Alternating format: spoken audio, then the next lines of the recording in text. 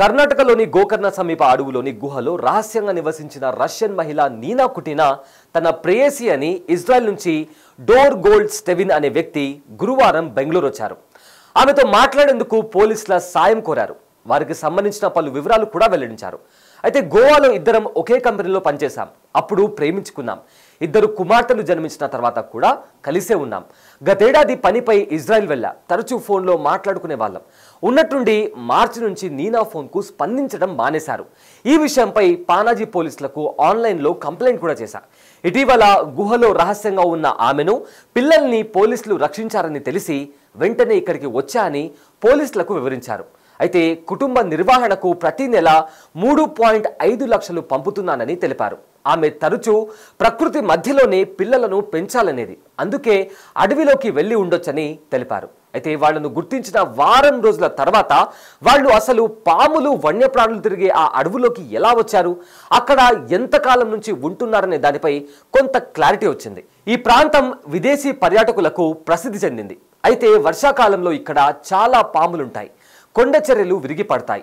పర్యాటకుల భద్రత కోసం గతేడాది నుంచి పోలీసులతో గస్తీ నిర్వహిస్తున్నామని జిల్లా ఎస్పీ ఎం నారాయణ చెప్పారు. గుహ బయట రంగురంగుల దుస్తులు ఆరవేసినట్లు చూసినప్పుడు కొండపై నుంచి కిందికి నడుచుకుంటూ వెళ్లామని, అక్కడ గుహలో ఒక రష్యన్ మహిళ, ఇద్దరు పిల్లల్ని గుర్తించినట్లు గస్తీ బృందంలోని పోలీసు అధికారి ఒకరు చెప్పారు.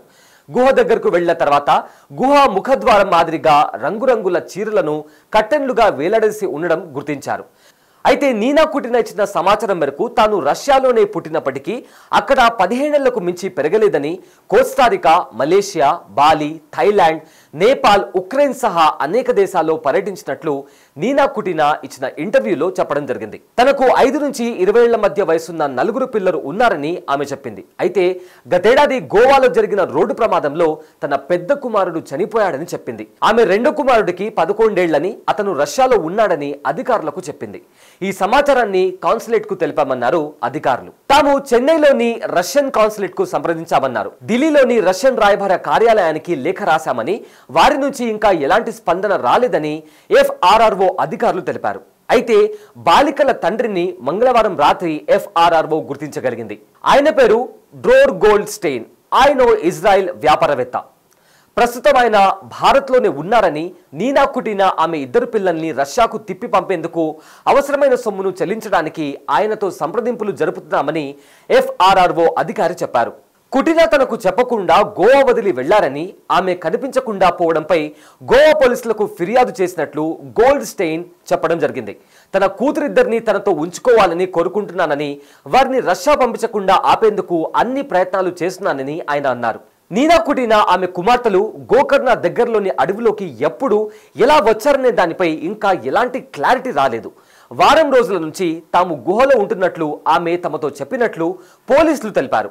వారం క్రితం గుహకు దగ్గరలో ఉన్న గ్రామం నుంచి నూడిల్స్, కొన్ని కూరగాయలు, కిరాణా సామాగ్రి కొనుగోలు చేశారని ఆమె చెప్పడం జరిగింది.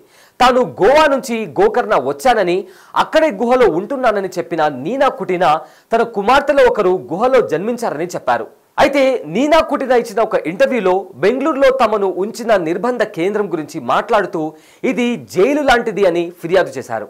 నీనా కుటినా భారత్కు ఎప్పుడు ఎలా వచ్చారు అనే దానిపై ఇంకా క్లారిటీ రాలేదు. తన పాస్పోర్ట్ పోయిందని ఆమె పోలీసులతో చెప్పారు.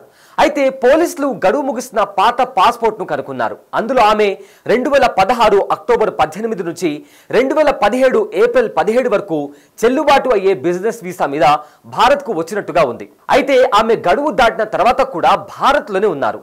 ఏడాది తర్వాత ఆమె దేశం విడిచి వెళ్లేందుకు గోవాలోని ఎఫ్ఆర్ఆర్ఓ ఎగ్జిట్ పర్మిట్ జారీ చేసింది. ఆమె పాస్పోర్ట్లోని ఇమిగ్రేషన్ స్టాంపుల ప్రకారం నీనా కుటినా 2018 ఏప్రిల్ 19న నేపాల్ వెళ్లి 3 నెలల తర్వాత ఆ దేశం నుంచి వెళ్లిపోయారు. ఆ తర్వాత ఆమె ఎక్కడికి వెళ్లారో ఇంకా క్లారిటీగా తెలియలేదు. తర్వాత ఆమె భారత్ ఎప్పుడు వచ్చారనే దానిపై ఇంకా క్లారిటీ రాలేదని 2020 ఫిబ్రవరిలో వచ్చినట్లు కొన్ని కథనాలు చెబుతున్నాయి. తన వీసా గడువు ముగిసిందనే విషయాన్ని ఆమె అంగీకరించారు. చనిపోయిన తన కుమారుడి గురించి ఆలోచిస్తూ విషాదంలో ఉన్నందున వీసా గురించి ఆలోచించలేకపోయానని నీనా కుటినా చెప్పడం జరిగింది.